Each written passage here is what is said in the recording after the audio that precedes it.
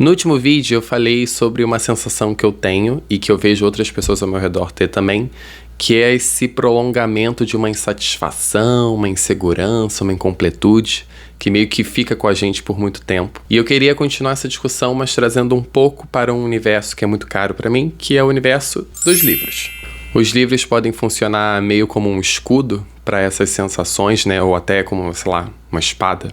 Não sei ao certo se seria um ataque ou uma defesa, mas funcionariam como um recurso que a gente pode usar para frear um pouco essa sensação que persegue a gente, né? Eu vou falar muito dos livros porque é o que faz mais sentido para mim, só que eu acho que o que eu vou discutir aqui também se aplica a outras formas de arte, principalmente artes que se pautam no contar histórias, né? Então, filmes, séries, enfim, peças. Mas antes de começar a discussão do vídeo de hoje e de começar a vomitar um bando de coisa em cima de vocês de novo, vou me apresentar para quem ainda não me conhece. Meu nome é Lucas Benamor. Eu sou escritor e professor e pesquisador na área de letras. Acho que muitas vezes quando as pessoas pensam na importância da literatura, na importância de ler, né, na importância dos livros, se pensa de uma forma diferente das outras artes, no sentido de que a literatura de alguma forma te faria uma pessoa mais inteligente, ou vai te ajudar a ampliar o vocabulário, ou ajudar você a melhorar a memorização, a sua habilidade de concentração.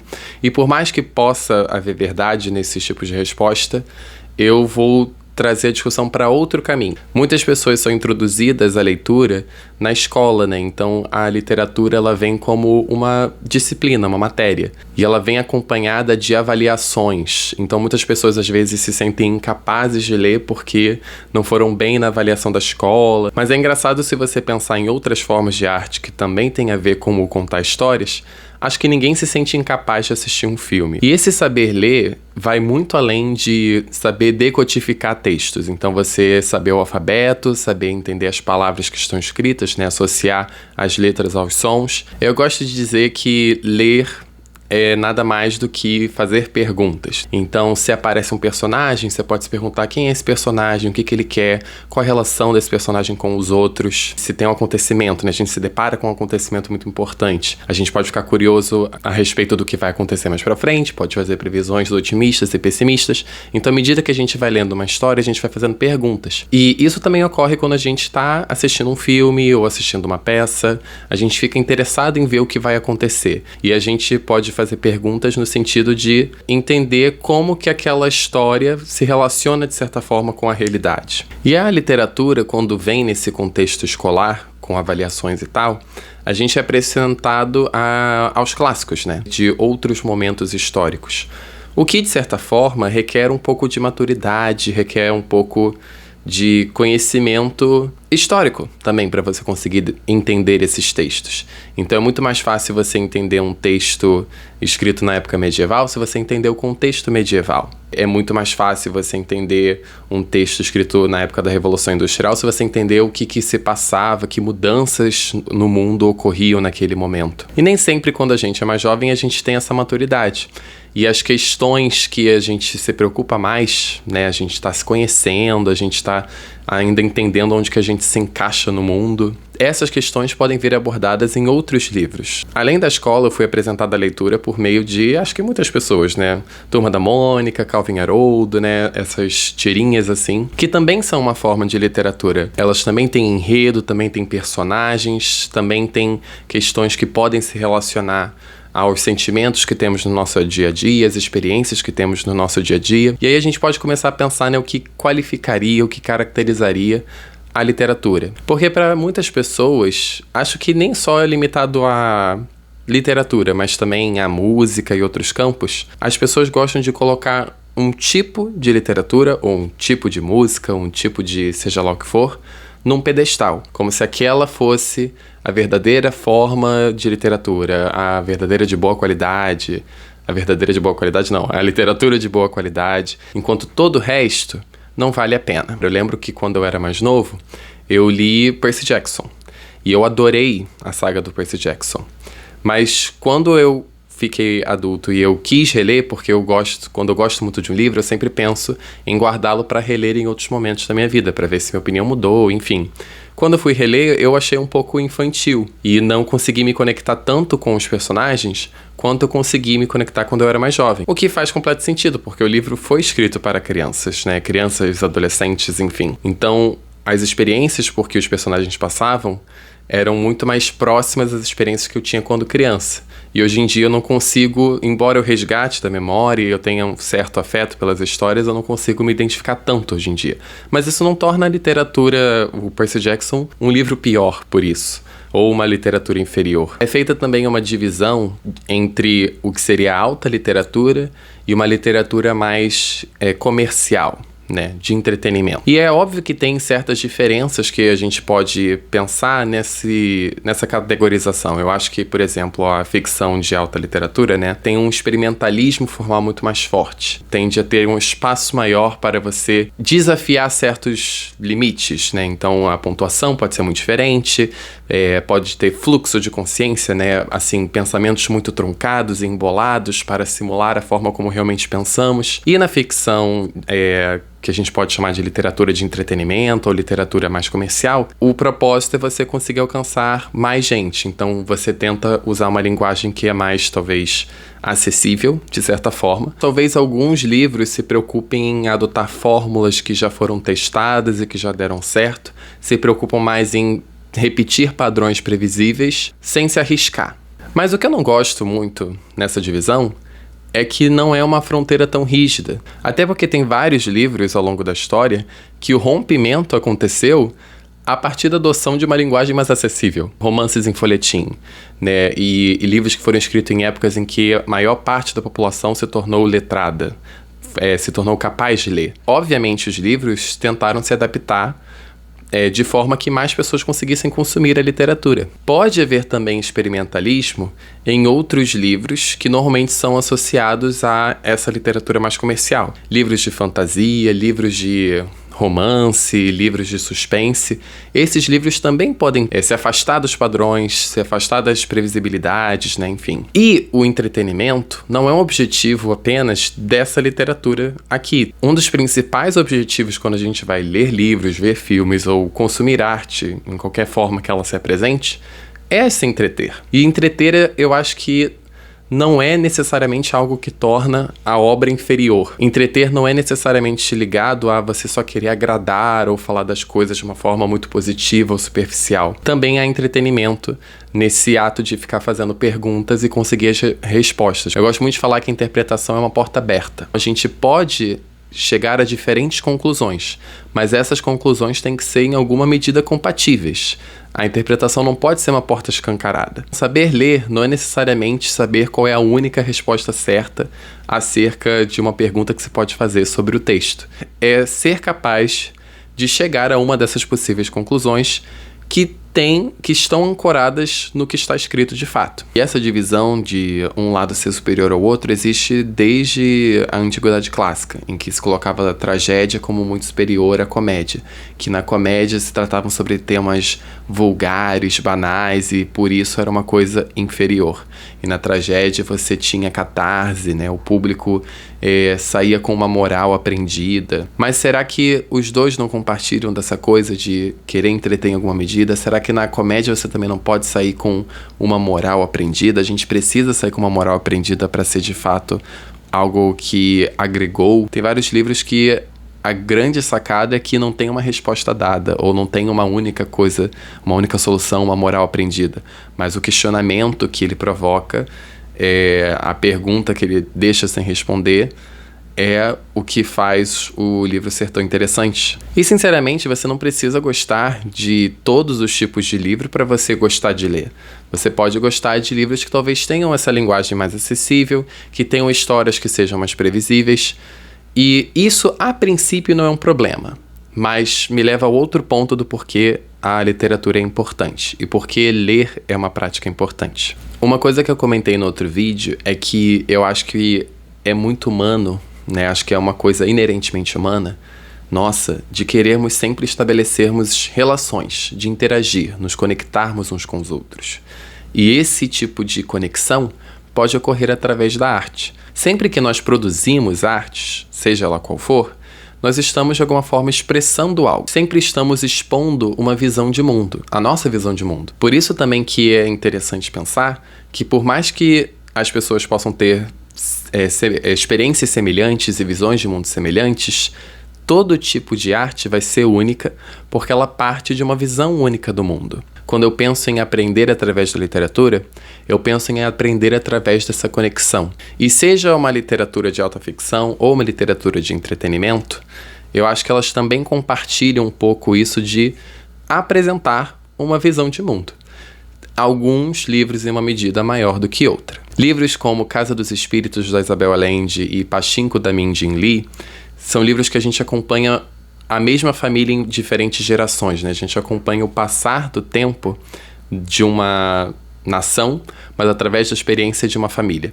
Uma nação ou mais, né? No caso da Min Jin Lee é a Coreia e o Japão. E à medida que a história vai avançando, você vai se entranhando cada vez mais naquela família, você vai se sentindo cada vez mais próximo daqueles personagens e se torna uma coisa muito pessoal, de certa forma. Essa é a grande força da arte quando a gente pensa em aprendizado. É de sentir empatia, de certa forma. Você conseguir se colocar no lugar do outro como se aquilo que estivesse acontecendo com você. E eu acho que hoje em dia, em que vivemos num mundo muito polarizado, em que as pessoas parecem que desaprenderam a conviver com a diferença, a literatura ela pode servir como recurso para a gente se aproximar do que é diferente, para a gente aceitar o que é diferente, a gente entender aquilo que é diferente. E, de certa forma, a gente pode também, no diferente, se conhecer um pouco melhor. Quando a gente pensa nisso da insatisfação e da incompletude, né, eu falei que a literatura poderia servir de um recurso contra essa sensação. Eu acho que se a gente vive muito limitado à nossa própria vida e a gente não consegue ver diferentes possibilidades que existem, podemos nos sentir insatisfeitos por nos sentirmos presos a um único caminho, a uma única forma de ser. E ao entrar em contato com outras possibilidades, a gente pode se sentir um pouco mais livre, de certa forma, de não se sentir tão sozinho por talvez desejar caminhos diferentes ou explorar formas diferentes de ser. Ou até mesmo de você ler um livro e perceber que os personagens também se sentem insatisfeitos, incompletos e têm suas próprias ambições, né? Eu acho que nessa busca por se conectar, a gente também consegue não se sentir tão sozinho. O livro que eu tô lendo agora, esse daqui, Homens Elegantes, do Samir Machado de Machado, ele tem uma passagem que eu achei muito interessante, que entra um pouco nisso do porquê que a literatura é importante. Eu vou tentar não dar spoiler, né? Mas tem um embaixador de Portugal na Inglaterra que está falando sobre a possibilidade de pessoas no Brasil lerem livros. Isso quando, assim, situado no momento da história em que o Brasil ainda era uma colônia de Portugal. E quando ele fala sobre isso, que para mim é a importância dos livros, ele descreve como sendo o perigo dos livros. Ele diz o seguinte: se der ao povo alguns livros, irão querer mais. Se lhes der muitos livros, logo começam a ter ideias e a querer escrever os seus próprios. E então escreverão peças, e peças necessitam de músicas, e logo estarão compondo baladas, canções. Então haverá algo em comum unindo os habitantes de Salvador aos do Rio de Janeiro, os mineiros das Gerais e os colonos do Sul. Haverá histórias. E o que acontece quando as pessoas passam a compartilhar histórias?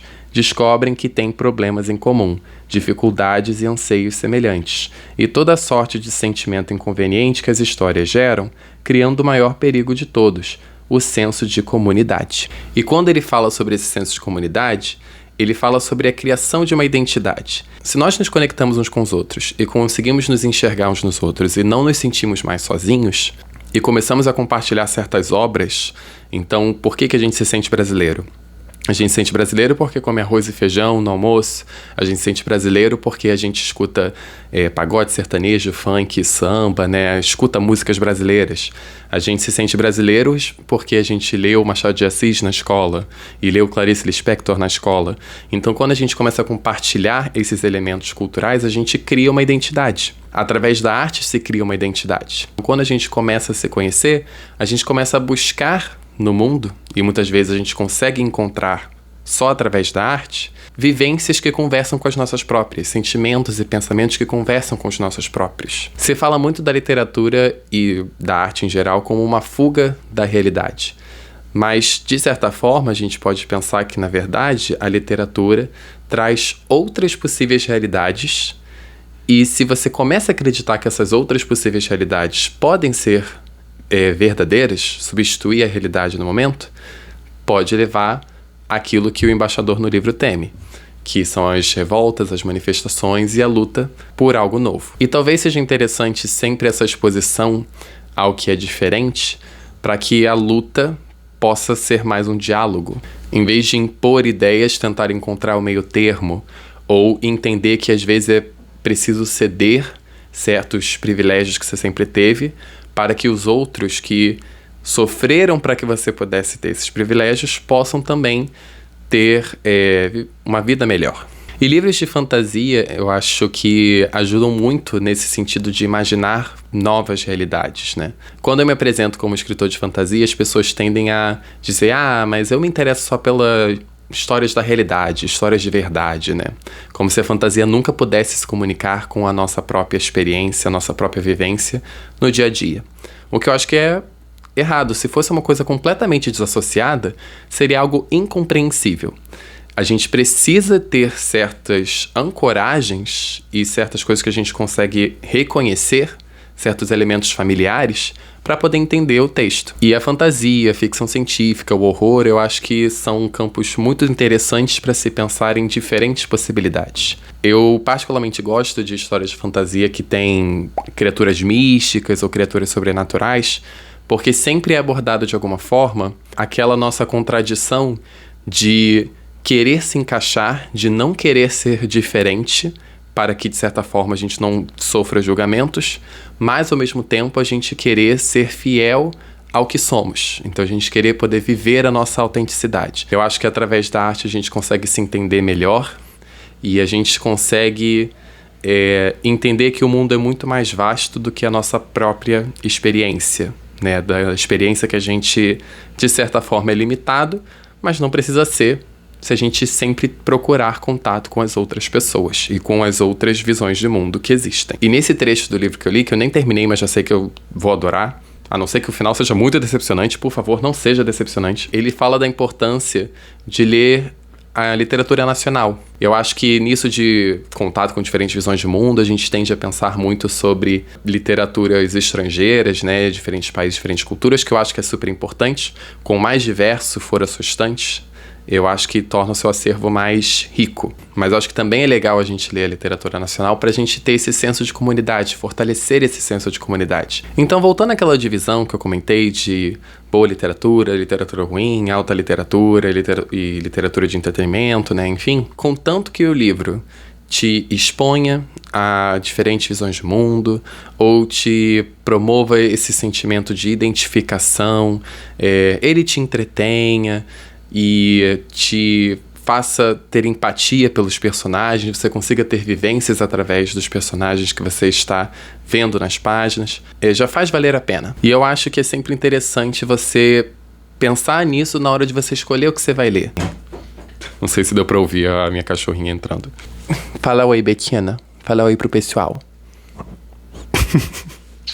No Natal do ano passado, meu namorado, muito querido, me deu esse livro aqui, O Gato que Amava Livros, porque ele ama gatos. Eu também amo gatos, mas ele, assim, qualquer coisa que tenha gatos que você der pra ele, ele vai ficar super feliz. Eu adoro livros, então ele quis me presentear com algo que combinasse as duas coisas, né? E esse livro peca um pouco no que eu falei que eu gosto muito, que é aprender através da vivência, porque ele me parece muito mais um ensaio do que uma história de fato. Você tem lá um personagem, o avô dele morre, o avô era dono de uma livraria, e ele entra meio que numa aventura espiritual, assim, para salvar os livros. E aí tem 4 vilões que ele enfrenta nessa aventura de salvar os livros. Só que esse combate com os vilões, ele é muito mais filosófico, assim, né? São feitas, assim, discussões, e aí ele fala um bando de verdade na cara do vilão, e o vilão entende que Caramba, nunca pensei nisso antes. e aí muda completamente a forma de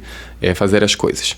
Mas o livro é interessante porque ele promove reflexões importantes sobre hábitos de leitura. Um dos vilões no livro, ele quer ler o máximo de livros possível. Ele fica o dia inteiro, todas as horas que ele tem disponível praticamente, lendo, mas ele não parece se importar de fato com aquilo que ele está lendo, se conectar de fato com aquilo que ele está lendo. Ele se importa mais com o número do que necessariamente com a história. O que eu acho que é uma coisa que a gente tem hoje em dia, né? De você se preocupar em, eu quero ler 100 livros ou 50 livros, quanto mais livros eu ler, melhor. Ou eu estou muito atrasado porque eu não estou lendo os livros que todo mundo está falando sobre. Então você fica sempre nessa corrida contra o tempo. Só que eu acho que a leitura pode vir justamente como uma ferramenta contra isso. A leitura pode ser aquele momento em que você tem a fuga, né, como eu comentei, no sentido de você desacelerar. Uma leitura que demora uma semana não necessariamente é inferior à leitura que demora um dia. Muitas vezes a gente usa isso do tempo como uma qualidade. Li em uma sentada, então esse livro é muito bom. Não necessariamente, né? A gente pode ler em uma sentada e achar que faltou explorar algumas coisas, teve algumas questões que não foram respondidas. Uma das coisas que eu mais gosto em livros comparado a filmes e séries é que é uma coisa que dura mais, ou que pode durar mais. Eu que vou ditar um pouco o ritmo. E eu tenho muita dificuldade de lidar com um fim. Por isso que eu também, às vezes, eu gosto de ler muitas sagas de fantasia em vez de livros únicos. E tem gente, assim, que gosta tanto de um livro que vai querer voltar aquele livro várias e várias vezes. E por que isso não tem tanto valor quanto, ou até mais valor do que você ler 50 livros, né? De fato, eu acho que se limitar às mesmas histórias de sempre, entra naquele problema de você limitar as visões de mundo com que você tem contato. Mas eu acho que há uma coisa muito legal nisso, de você sempre reviver ou reexperienciar as histórias. Um dos outros vilões do livro do Gato que Amava Livros, ele fala sobre querer resumir as histórias, nessa tese assim das pessoas terem pouco tempo e quererem fazer tudo rápido, né, e tal. Então eu posso falar, por exemplo, que o livro é sobre duas pessoas que se apaixonaram, mas que não podem ficar juntas. Só que quantos livros e quantos filmes essa única premissa podem fazer referência? Por mais que eu esteja resumindo e torne a ideia mais simples, eu não estou de fato contando a história, eu não estou permitindo que você experiencie a história, que você entre em contato com os personagens e você cria empatia. E teve até algumas polêmicas envolvendo, assim, criadores de conteúdos, acho que principalmente na gringa, né, de querer ler os livros pulando parágrafos, de você só ler os diálogos da história. Talvez seja o caso de você não ler aquele livro e você ler outro livro. Às vezes as pessoas se sentem pressionadas a ler sempre os mesmos livros que os outros, porque são os livros mais populares, então esses que devem ser os livros bons, e aí você acaba apagando um pouco a sua individualidade. E quando você faz isso de querer pular os parágrafos, ou de você querer resumir demais a história, você tira também a individualidade daquele texto. Eu até entendo quando é, sei lá, livros antigos que tem uma linguagem que pode não ser tão acessível, mas a pessoa ainda quer ler aquela história, então existem versões adaptadas, né? Ou releituras, né? Que se passa, a mesma história, mas num outro contexto. Mas a releitura, em tese, vai trazer uma nova versão de mundo, uma nova mensagem, um novo tema, não vai ser exatamente a mesma coisa que a história original. Então, se você quer ler a história original, eu acho que não é justo com o livro você querer apagar a individualidade. Porque a forma que a história é contada também é o conteúdo. As particularidades do estilo do autor ou da autora que vai construir aquela narrativa também é conteúdo. Teve até a Jade Picon, né, que comprou um livro pela capa, mas aí disse que desistiu de ler porque era um livro muito grande, que é o tipo de coisa que eu não consigo entender. Tipo, eu entendo completamente comprar um livro pela capa, que tem capas que são fenomenais. E eu entendo completamente você se decepcionar que no meio do caminho você leu, sei lá, 4 capítulos e não gostou nada da história. Mas por que você vai ler um livro, ou por que você vai comprar um livro para ler, se você não tem nos seus objetivos, quando você vai pegar aquele livro, se entreter, entrar em contato com outras visões de mundo, ou entrar em contato com visões de mundo, personagens que conversam muito com você, para que você não se sinta sozinho, ou para você, enfim, todas as coisas que eu fui comentando, né, que fazem a literatura ser muito importante. Enfim, eu poderia continuar falando muito sobre isso, porque eu realmente acho que as pessoas criam um bloqueio para a leitura, e um bloqueio que não precisa existir porque a literatura é tão diversa quanto as pessoas que existem no mundo. né? Vão ter vários livros de vários pontos de vistas. Mas também, assim, se você for ler, não leia só porque é uma coisa que as pessoas dizem que é importante, ou não leia só por ler. Tente pensar nisso do que te entretém, do que te interessa conhecer. Enfim, vou calar minha boquinha. E é isso. Agora eu vou ver de editar esse vídeo imenso. Fiquem à vontade para vomitar pensamentos também na seção de comentários, tá? Não precisa ser só eu que tô falando aqui. Tchau, tchau.